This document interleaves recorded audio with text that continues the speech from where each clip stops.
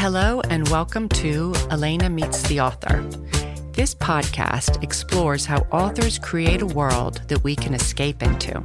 Join me as we demystify the magic that keeps us turning the page. Hello and welcome to Elena Meets the Author. I am your host, Elena Bose. Today, I'm speaking to Louisa Treger about her fascinating and absorbing new novel, The Paris Muse, a story about Dora Maar, the actual weeping woman in Picasso's famous portrait. In a slim 245 pages, we learn why Dora Maar was weeping and how Picasso changed her life for better and for worse, as well as the influence Maar had on Picasso and his art. Dora Maar was Picasso's lover and muse for nearly 9 years, leading up to and during World War II. In Treger's book, a fictionalized retelling of their love affair, written in the first person, we see 28-year-old Dora and 55-year-old Picasso fall passionately in love in Paris, travel to the south of France for bohemian holidays with their famous artist friends, and then endure the hardships of World War II in occupied Paris. We also see how Dora was so much more than a lover and a muse to Picasso. She was a very talented surrealist photographer, with her photographs being exhibited in both New York's MoMA and an exhibition of surrealism in London before she had even met him. She was a powerful woman, an artist, a poet, a left-wing activist, which was very bold for a woman in the 1930s. But as Treger shows us so poignantly, Dora lost herself in this love affair. She became obsessed with this man who ended up having total control over her and treated her very cruelly at times. So without further ado, welcome to the show, Louisa. Thank you so much, Elena. I'm thrilled to be here. I'm thrilled to have you. Tell us what first sparked your interest in writing about Dora Maar. Well, it was her black and white photographs that absolutely grabbed me and wouldn't let go. I saw them at the retrospective of her work at Tate Modern in late 2019 and 2020. And, I knew her mainly as Picasso's weeping woman, as you said, his muse and his lover, almost as if tears were the only interesting thing about her. But then I saw this work, which is radical and fantastical. She has this gift for imbuing the everyday with an uncanny atmosphere that is disturbing, but it's absolutely mesmerizing. And I felt I had to draw her out from Picasso's long, dark shadow and put her at the center of her own story and let the world know how amazing she was. Is there a particular photograph that you remember at the Tate show that really grabbed you? There are many. That's quite a hard question to answer. But one of the photos that grabbed me was one of her celebrated photo montages created in 1934 that became a celebrated icon of surrealism. And it's not titled, it's often called Handshell.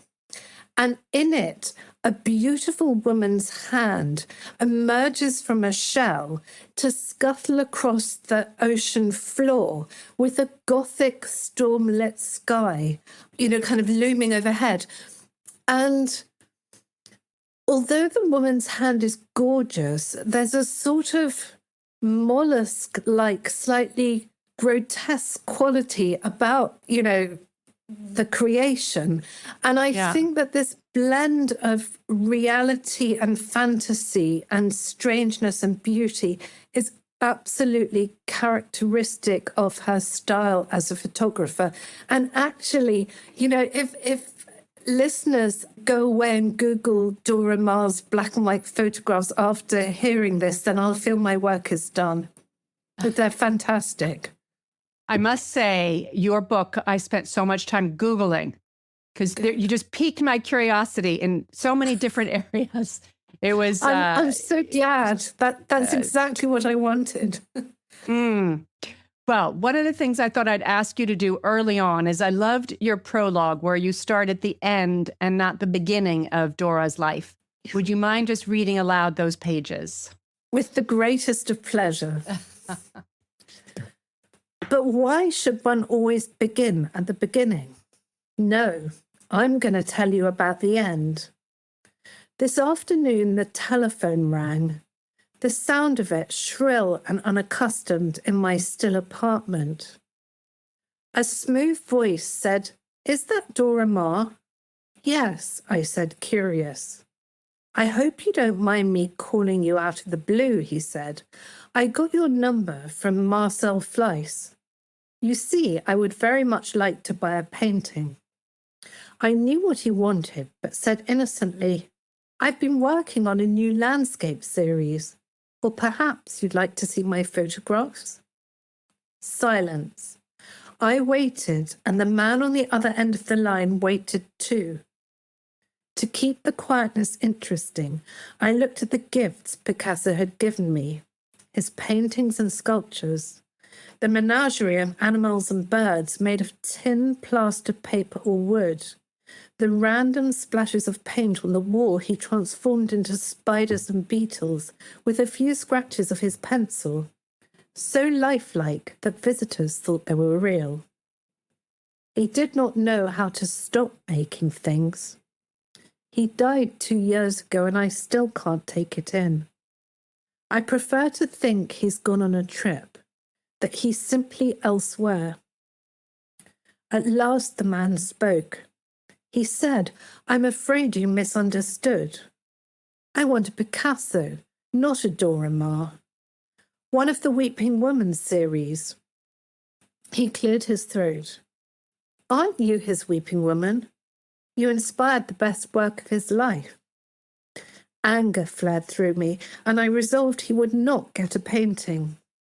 But the fact was that from time to time I had to sell a Picasso to survive, and funds were running low. And so I made a compromise with myself. "I don't have a painting to sell," I said, "but I can offer you a sketchbook with drawings of me as a bird and a portrait in coloured crayon. Very striking and unique." An intake of breath. "Are you sure that's all you have? It's not what I had in mind."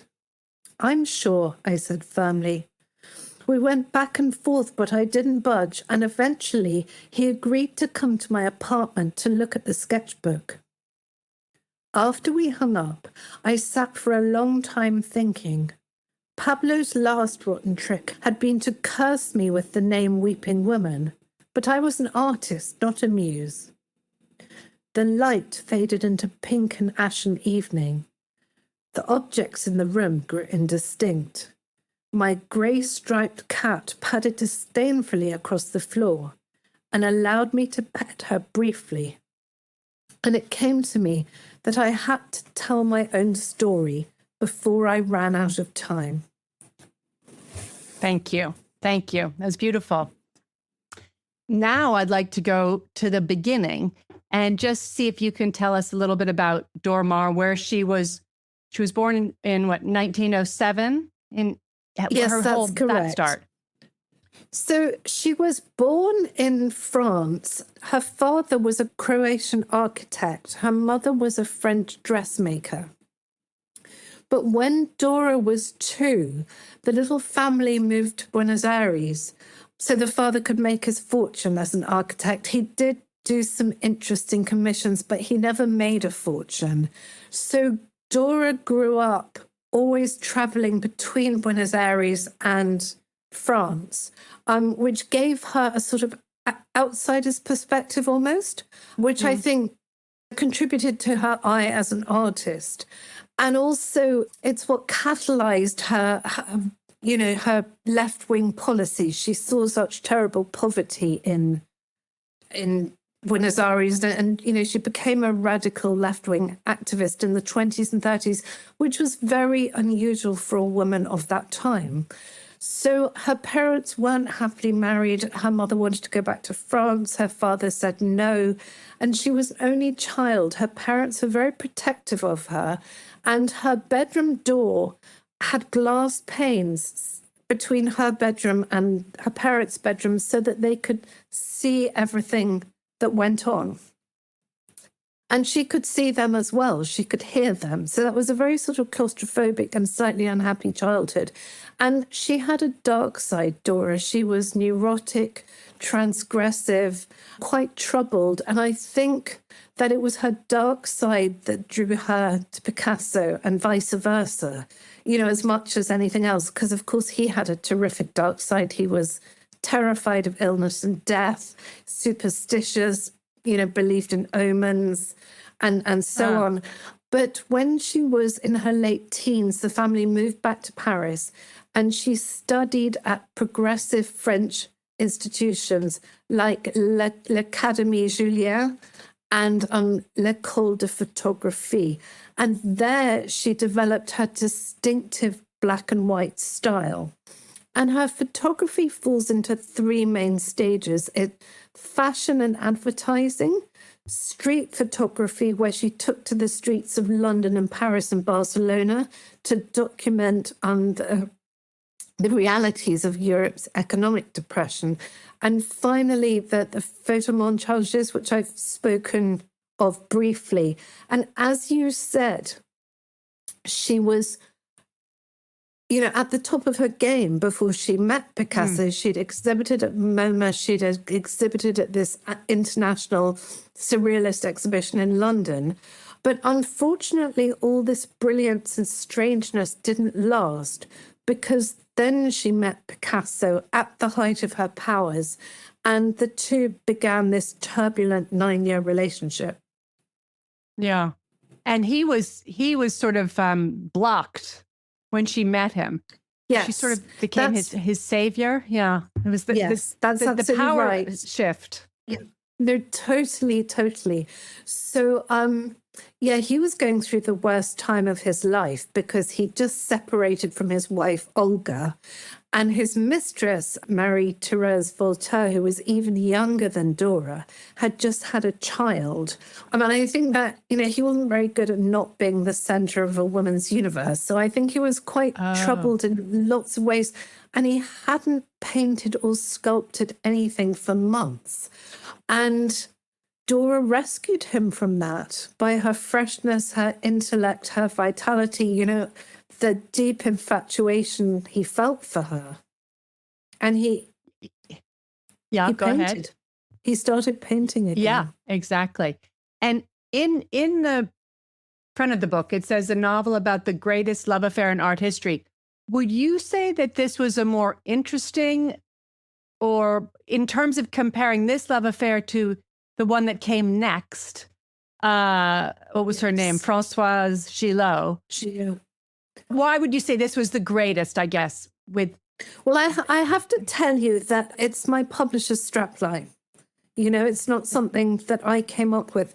But I did look at all Picasso's, his wives, lovers, mistresses, and I think that Dora is the most interesting.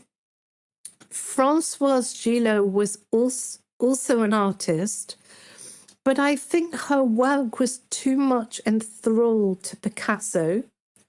And I also think that, this sort of troubled, dark side of Dora, which came out in her photographs, Françoise didn't have that.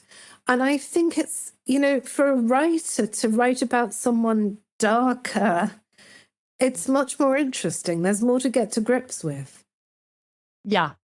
Yeah, no, she was very dark, and all your interiority, their interior monologues were fantastic. That's what I love about, what is it? It's fictional biography or historical fiction. I'm not sure what this falls into, but I think you get people to read it because it's more, you get so much more of the story because it is a story. Thank you. Well, that's why I love the form of fictionalized biography, because it allows me to access the feelings behind the straight biography, to reach the character's emotional depths and bring to life the historical feelings as well as the facts. Yeah, exactly. It's great. There's a scene early on where Picasso shows Dora some of his sketches. I don't even think they'd kissed, nothing. They're sitting on a couch close but not quite touching, you write. He shows her some drawings of beautiful naked women cavorting with minotaurs in bacchanalian scenes. Mm-hmm. Pablo is at his most charming, charismatic, magnetic, sophisticated, and he says to Dora, quote, a minotaur knows he's a monster, but he also has a human side. And then he says, of course, I am the minotaur. And then Dora responds saying that while a chill went through her, she was in too deep to draw back. Can we talk about minotaurs? And also, she was already in too deep. They hadn't even, but she was like a goner because of his art.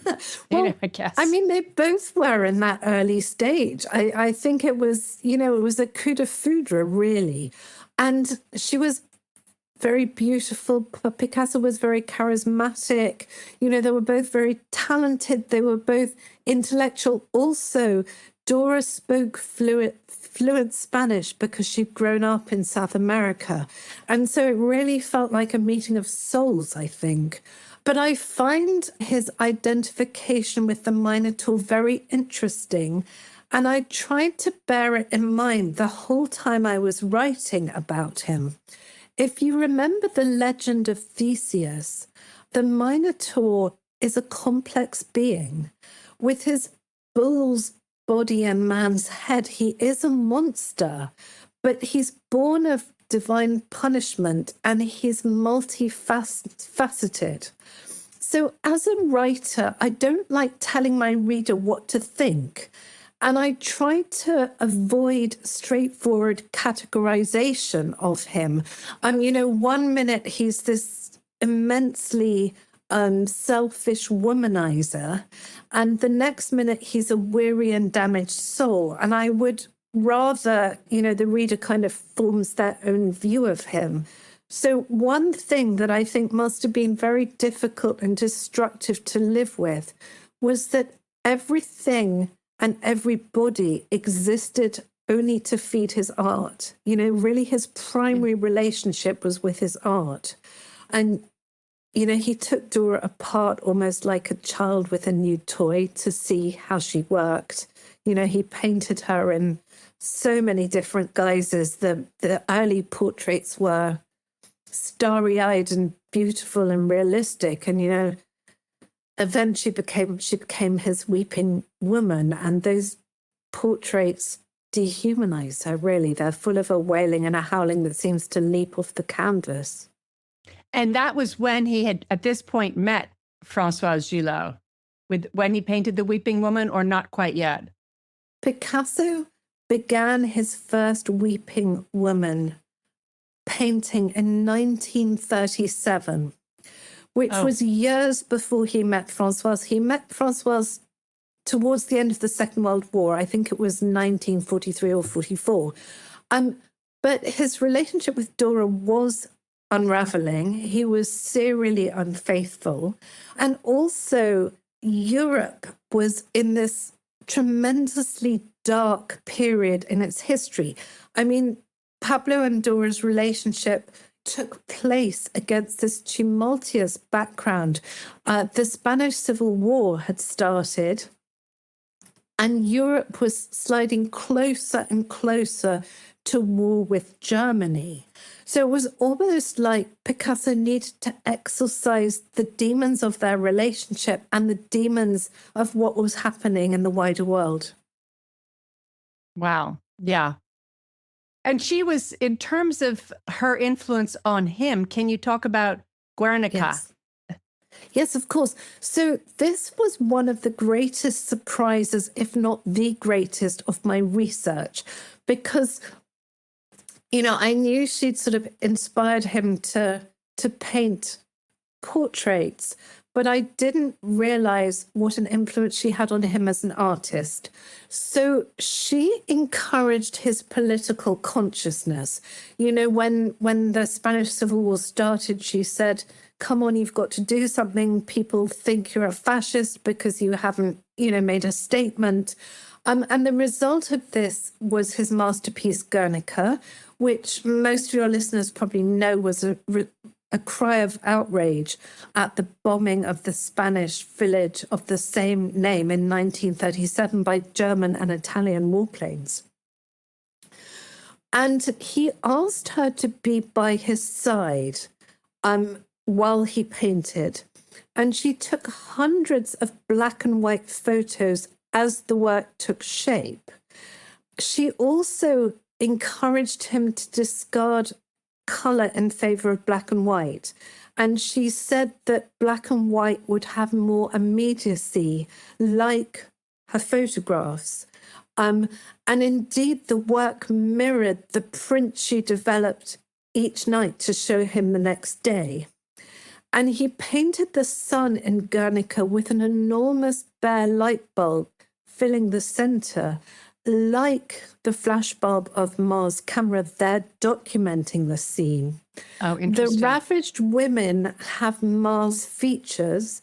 And also, according to John Richardson, who is Picasso's biographer, she even painted some of the brushstrokes on the horse's flank in the center of the painting.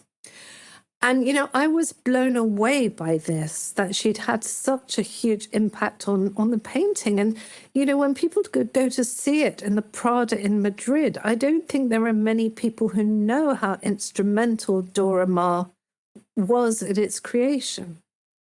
Isn't it true that he never let anybody watch him paint except for her? He generally didn't like her there. I think Françoise Gillot was also allowed access. She's written about it in her book, Life with Picasso, which is a wonderful book that I also recommend. But he specifically asked Dora to stay by his side, not to leave him while he was painting Guernica. Yeah, an emotional support or artistic, creative support.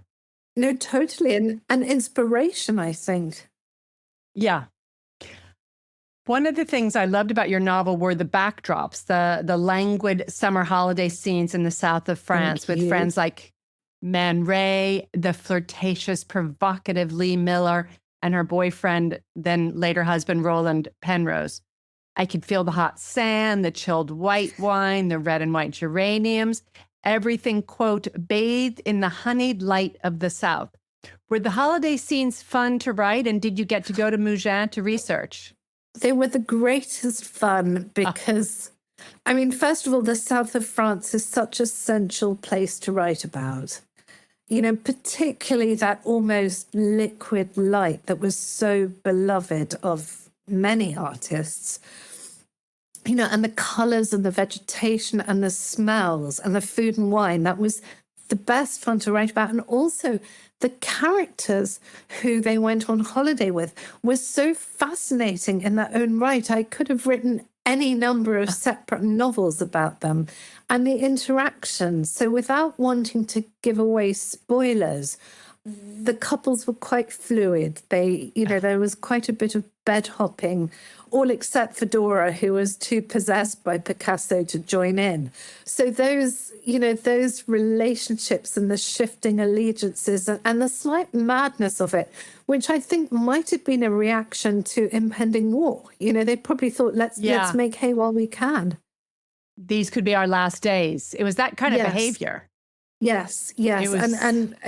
It was just the best, probably my favorite scenes to write. Great. I can imagine. I definitely Googled Lee Miller afterwards. She was quite something. She was amazing. She was amazing. I mean, I know there's been that big film starring and directed by Kate Winslet, but I haven't ruled out writing a novel about Lee. Oh, wow. Have there been a lot of novels? No, I don't think there's been one. That would be great. Yeah. I mean, that's amazing. You mean novels. So there've been a lot of maybe, biographies. But exactly. Not a novel. And her son, Anthony Penrose, wrote about her. So it's just an idea. You know? Yeah. Okay. And another backdrop that's not glamorous at all. You wrote about their time in, menacing Paris. In the early 40s with shortage of food, nightly curfews, Gestapo who rifled through Picasso's properties and interrogated them and their artist friends on the street, whether they were Jewish or not. And what's ironic is it seemed almost like that was almost the most peaceful time for Picasso and Dora. They got along the best. So, it's a great irony that, this really dangerous and tense and conflict-ridden time probably was the most peaceful of their relationship apart from that early honeymoon. Because, travel was limited. They couldn't travel. Picasso was forbidden to exhibit new work, so there were no shows. And particularly as the war went on and, there were more and more Nazi soldiers in the street and there were more denunciations and deportations, they started staying home a lot more. And they kind of folded into each other. And Picasso needed Dora in a way that she maybe had needed him earlier. He didn't have all the female distractions in the cafes. Exactly, the adulation. He was like a rock star. Yeah. God, you really fed on it. Another thing I loved about your book was the dialogue and Dora's interior monologues. Thank you. How did you do that? Were there a lot of dialogues, or you just got into her head with all your research? Thank you. Well, I must say, I don't plan these things. They kind of happen. And it happens during the research process. When I read everything that Dora had written, she was a poet and she wrote lots of letters. So I read everything she'd read and everything that had been read about her. And, then by a process of sort of osmosis, you start absorbing her voice. And I felt very close to her because I've had a relationship with that sort of man, where it was all about him, a kind of red flag man. And, similar to Picasso, insofar as he was powerful, he was charismatic. And the beginning was absolutely wonderful. And then, of course, the mask slips. I mean, I'm talking about all men of that personality type. The mask slips and you see glimpses of the real person. But because the beginning was so wonderful, you're sort of craving the return of that all the time. And it's almost, and they feed you enough crumbs for you to think it can be wonderful again if you can just get back on the right track. So I felt that I understood that side of her personality and also trying to hold on to your art while there's all this turbulence. And that she's the only one of my protagonists I wrote in the first person because I felt my closeness to her. Oh, that's interesting. Because you've written 3 other novels. Yes. And the other ones you did in third person? Yes. I mean, I loved my protagonists, admired them, identified with them, but not enough to, write in that first person. That all the others are in third person. That's fascinating. I have to say that red flag, I was just reading, do you know Alain de Botton? He has The School of Life, the philosopher, and he had something about these red flag relationships. And he even says the thing about the breadcrumbs, and that there comes a point where you have to decide, but it's hard. I can't remember what the essay or the lesson he was, but it was, I think it's just extreme narcissism, maybe. Yes, no, I think you're right. And he is fabulous. I love him. But one thing that happened to Dora was once war broke out, she really had to stay with Picasso, who could offer her a sort of limited protection because of his fame. I mean, it really wasn't safe to be a single woman. And Dora was also very nervous because her given name was Markovich. She thought she'd be taken as a Jew. And, her photography, if it had come under the Nazi radar, would have been classified as degenerate. So she was terrified. Right. And she clung to him. So Exactly. The other thing that I thought was interesting was that Picasso was a hoarder. You mentioned Yes, in an interview yes, that he kept old cigarette packets, chocolate wrappers. Maybe yes, I felt like maybe it was a bit the same with his women. Even when he was finished with them, he didn't want to let go. He yes. still sort of, He go ahead. somehow felt that these objects were part of him. And to lose them would be like cutting off a pound of flesh. He found it very difficult to sell a painting as a result, or even exhibit a painting.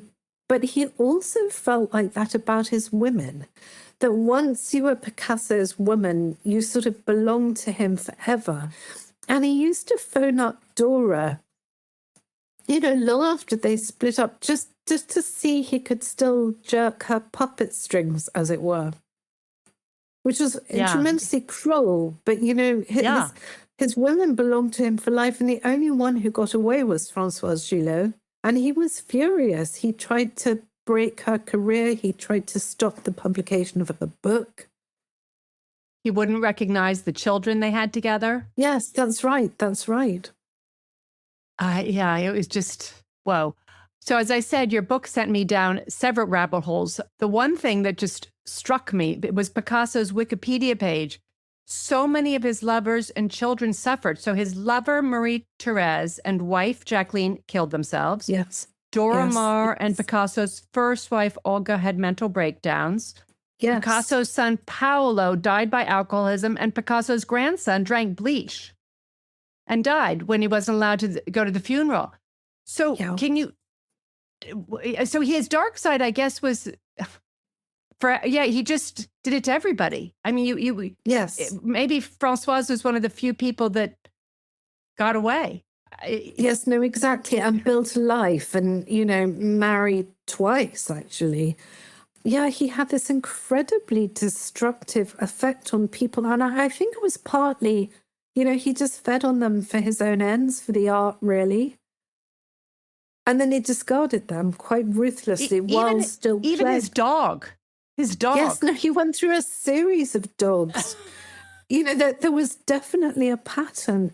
But I think for Dora, there was some redemption at the end because she returned to her art. So she had a mental breakdown. And she was treated by the psychoanalyst Jacques Lacan. And the result was a return to the religion of her childhood. She became a fervent Roman Catholic. And when asked about it, Lacan said, I had to stabilize her. And in the end, it was a choice between the confessional and the straitjacket. And whether it was Lacan's doing or not, religion and art were Dora's chief sources of solace for the rest of her life. And she did find peace through, painting, photography, meditation, prayer. So, she wasn't totally destroyed. But I also think she was never quite the same again. No. And no other relationships. That was it, right? No. She became a recluse. She said after Picasso, she said there can only be God. Wow. Before I read this book, I thought it wouldn't be that hard to separate the art from the artist. I love the art, but not the artist. But after reading the Paris Muse, I think I'm always going to consider Picasso when I'm looking at his paintings. I was just wondering if the book has affected the way you think about his art, or you're able to separate it. So that's really interesting. I mean, it's definitely changed the way I look at it. And I've been asked the question, should his art be cancelled? But actually, I think you can't cancel it because it changed the world. And also, if you cancelled it, where would you stop? You'd have to cancel Rodin and a whole host of other creatives. And so now I've come down on the side of, he's a great artist who did terrible things. Yeah. Yeah. Very much so. He really, really, everything was just about his art. And Dora says that was the only thing he was capable of loving. in your And book. of course, the irony was that Dora wasn't interested in being his muse. You know, she once said all his portraits of me are lies. Not one of them is the real me. And she wanted to be taken seriously as an artist herself. And I think that was part of my, kind of aim in writing the book was to give her that credit. And there's also been a recent revival of interest in her work. So, as well as the Tate Modern retrospective that happened years ago, there was a major show on surrealism at the Pompidou in Paris, which just ended when they closed in January. And she figured prominently. And there've been, there was a private gallery that did a show of her work in London last year. It was at the Museum of Contemporary Art in Buenos Aires in March. So there has been a small revival of interest. And I think she'd only be pleased about it. It's what she wanted. Yeah. It was quite sad in your book because at the beginning she is so motivated. And then Yes. you slowly see she's just, and then he tells her he wants her to do painting. And it's a little bit sad. So can you tell us, so this is your fourth novel. What are you attracted to? When do you think this is the story that I'm going to write about and dedicate however many months, years? So there's a theme to my novels, and I didn't plan it. It kind of emerged the more novels I wrote. So I'm drawn to women who are trailblazers in some way. They defied convention. They struggled to find their place in the world, and they suffered because they were so unconventional, but they all achieved something special. And that's the kind of woman I'm drawn to. I don't know why. It's like a gut thing. I saw Dora's photographs and I thought, well, I really want to write about her one day. It's it's like a gut recognition. Yeah. So have you found your next project? So I have, and because it's not fully formed yet, I feel it's like talking about the fact you're pregnant before you've had your 12-week scan. Do you know what I mean? It feels like inviting trouble, jinxing it. But I will say it's true crime. And it's based on another woman who was, a trailblazer in her way. And I think I wanted to write about something different, something that would stretch me. And is this this true crime protagonist, is she British? She's British, yes. Okay. That'll be interesting. And how long did this book take you? I mean, how long do your books generally take you to write? So generally it's 2 years. It's a year for the research and a year for the writing. Okay. So we'll be looking forward to reading this one in maybe 27, 28. Yes, exactly. Thank you. Well, thank you very much. It was fascinating talking to you and reading it and Googling and just getting to know Dora Maar. Elena, thank you so much for having me. It was an absolutely fascinating conversation. I loved it. Thank you for listening to this episode. I will never again think of Dora Maar as just Picasso's Weeping Woman. She was a lot more than that, and I'm glad that exhibit at Tate Modern inspired Louisa to write The Paris Muse. Links to buy her novel can be found in the episode's show notes. Buying the book through the link helps support the show and costs you nothing. See you in 2 weeks.